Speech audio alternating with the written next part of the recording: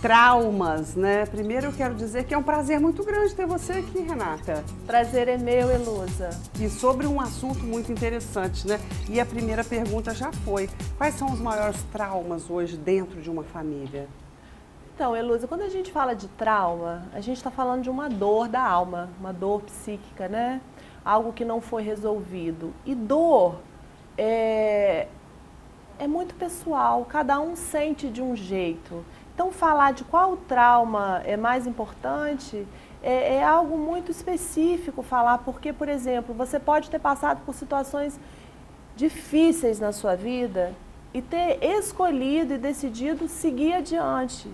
Às vezes, quando você vai comparar com uma outra pessoa que teve traumas menores se comparados ao seu, às vezes essa pessoa ela sucumbe à dor, ela não consegue seguir adiante. Percebe? O limiar de dor de cada um, ele é muito pessoal. Às vezes o que paralisa uma pessoa é o que impulsiona a outra da sequência. Gente, muito interessante isso. Agora, como psicóloga, isso foi tão interessante. Essas duas pessoas, como psicóloga, se você atende essa outra pessoa que paralisou, existem meios para que ela possa continuar? Para que ela possa acreditar nela? Explica isso pra gente. Então, vamos pensar o seguinte, uma pessoa sofreu um trauma, ela teve uma dor, ela passou por uma situação de perda ou de ruptura, ou qualquer outra situação que tenha trazido para ela um sofrimento muito grande. E ela não consegue seguir adiante, ok? Vamos pensar o seguinte, o que faz uma pessoa seguir adiante quando se fala de dor, de perda? É a falta de perdão.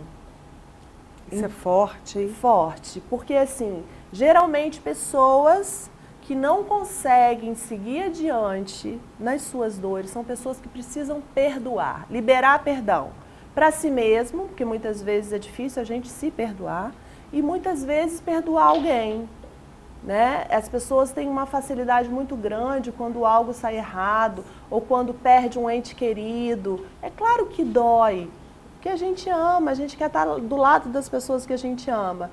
Mas as pessoas têm a facilidade de botar a culpa em Deus. Isso é muito comum, e elas brigam, né, com Deus. Por que você fez isso? Eu sou tão bom, eu sou uma mãe tão boa, por que você permitiu que isso acontecesse? Como se Deus fosse culpado das nossas atitudes. Ele deu livre-arbítrio para cada um. E cada um precisa se responsabilizar, né, pelas suas escolhas, pelas suas não escolhas. Porque muitas vezes quando a gente não escolhe fazer algo correto, a gente fica em cima do muro e isso também já é uma escolha. Então, a primeira coisa que a gente precisa fazer é estar consciente e entender, olhar aquela situação assim, como que eu posso aprender com essa dor? Porque a dor tem a potência de ensinar. A dor, ela não vem só para trazer sofrimento. A dor, para quem quer aprender, ela pode ser, assim, um professor excelente. Porque a pessoa que cresce no aprendizado, ela se torna autoridade para curar outras pessoas. Se eu tive uma dor, por exemplo, na área de relacionamentos, e eu consegui seguir adiante, liberar perdão e usar aquela dor como fonte de crescimento, eu me torno autoridade para liberar cura sobre outras pessoas naquela área. Isso é muito interessante quando você fala, Renata, eu vejo, porque o trauma, ele não pode destruir a sua força. É por aí? O trauma não deveria te parar. Né? Porque o ser humano ele tem uma capacidade muito grande de vencer situações. Às vezes ele não sabe que ele tem a potência para isso, né? Tem uma palavra que é muito usada, é um termo da física, que chama resiliência, e tem sido muito usada na psicologia. O que é resiliência?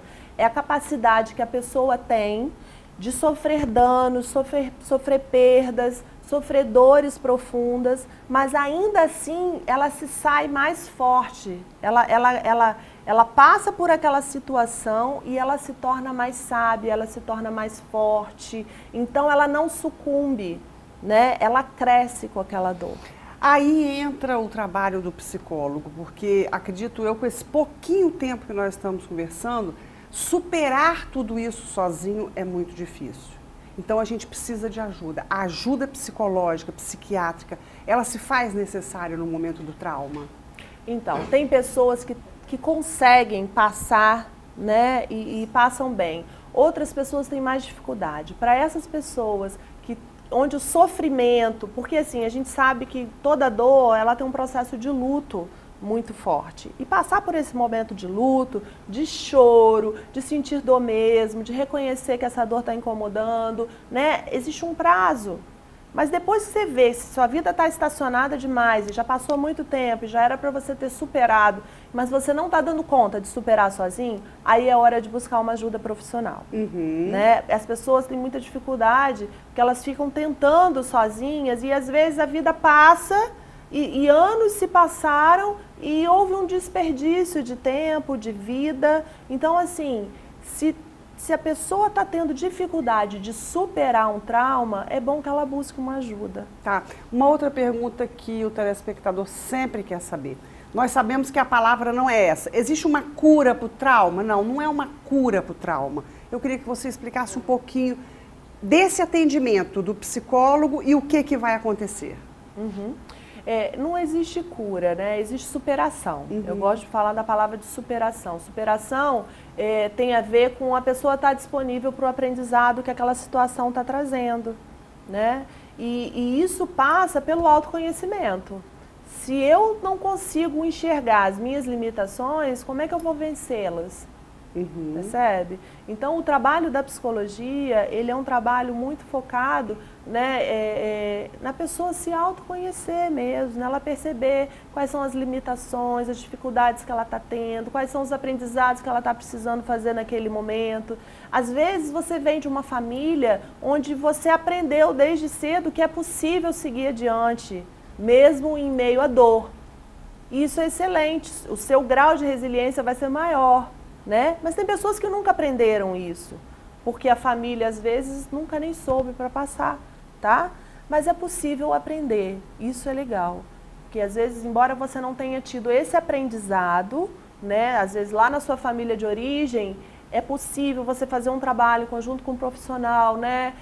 Que tenha o conhecimento de causa e você pode aprender a lidar com aquela dor. Tá. A cicatriz fica, mas ela não machuca mais. Tá. Como psicóloga, Renata, as pessoas que estão em volta de alguém que tem um trauma, qual a palavra que você daria para ajudar? Então, às vezes não é nem dar palavra, às vezes é só ouvir. A pessoa no momento de dor, às vezes ela só precisa ser escutada. A gente, enquanto ser humano, tem necessidade muito grande de falar ou de contar experiências. Ah, isso aconteceu comigo. Às vezes é hora só de emprestar o ouvido e o ombro. Muito bacana, eu gostaria de te agradecer. Nossa, a gente passaria um dia aqui, hein? Dá pano para manga esse assunto, né? Nossa, eu gostaria de agradecer muito a sua presença, muito obrigada. Eu que agradeço. Foi um prazer muito grande ter você aqui, muito obrigada. O prazer foi meu. Bom, e agora a gente vai para mais um 10 anos, não é isso? Que bacana. E hoje vocês vão ver como nós falamos, né, a alimentação deles, lá do pessoal que a gente foi visitar lá em Itapemirim, né, da Marinha, muito bacana. Vocês vão ver os exercícios físicos, vocês vão ver Elusa sem salto. Então solta aí pra gente.